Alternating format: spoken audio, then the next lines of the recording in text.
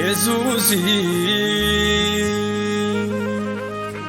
mootummaa isaa yaadee kanan hin gammanne nyaadhee dhugee sangammadaare gaamoo babbareedan meetii fi warqiin gammachuu naa taare kan ture kan jiru darbeen ni jiraatu isaa nagaan quubsaa keessa garaa kootu isaaf na muddamaa iyyeetan isa faarsa maqaasa iyyeetan isa faarsa maqaasa iyyeetan isa faarsa ayyaanni namaa biran geenye kan gurri namaa hin dhageenye kan iji namaa hin argine nu eega jireenyi samiirraa qulqulloonni dhaqnee kolfaa gammadaarraa mirga isaatiriirraa rakkina darabaa biyyaa lafaatirraa hundaa obbaafannee dhaqnee Tsiyoon keessa oliif gadi kaannaa faarfannaa machoomne kanaafuu nuti isaan jaallatamneerra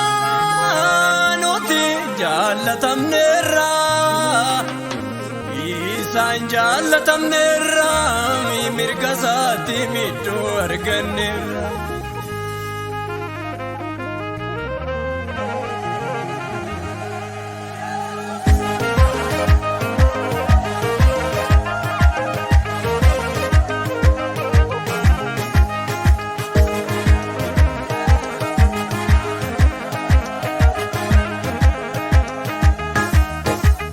Akani jireenyi jira biyya bareedduu qabna samiirra karaatti namnu hambaane beekna mirga Yesuusi jireenya eegna warqii taane too biyyootti namnu jira guyyaan ergamootaan butamnu warqii taane too biyyootti namnu jira guyyaan ergamootaan butamnu jireenyi jira imamamu jireenyi jira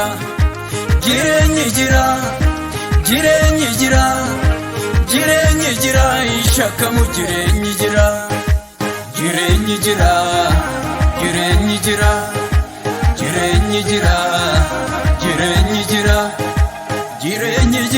ol samirra jireenyi jira ol samirra jireenyi jira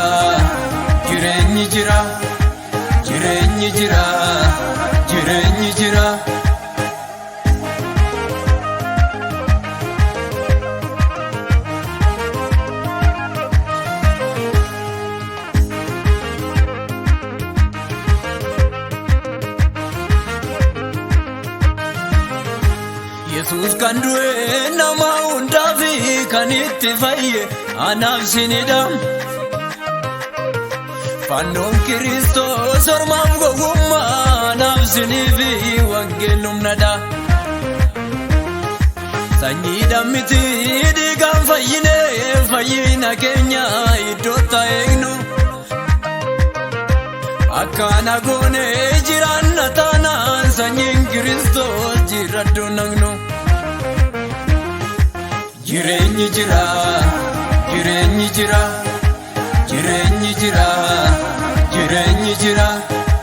jireenyi jira ol samirra jireenyi jira ol samirra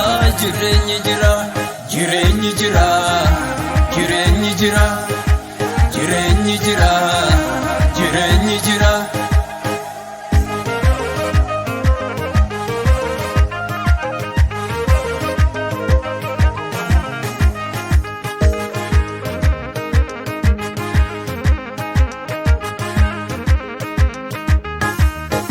Gaafiin Phexros hundatti dhiifnee si duuka buunee siriinu tumti mee maal arganna deebiin Yesuus lafarratti badachaa waggaarratti jireenya tuusi sinni kennama. Fannoo isa keenya baanneetti hin deemna obsaan dandeenyeeti warra nu miidhanii. Gatiin qajeelota lafatti hin badu warra kan saatti fi jireenya miidhanii. Jireenyi jira, jireenyi jira, jireenyi jira, jireenyi jira, jireenyi jira ol samiirra jireenyi jira, jireenyi jira ol samiirra jireenyi jira, jireenyi jira, jireenyi jira, jireenyi jira.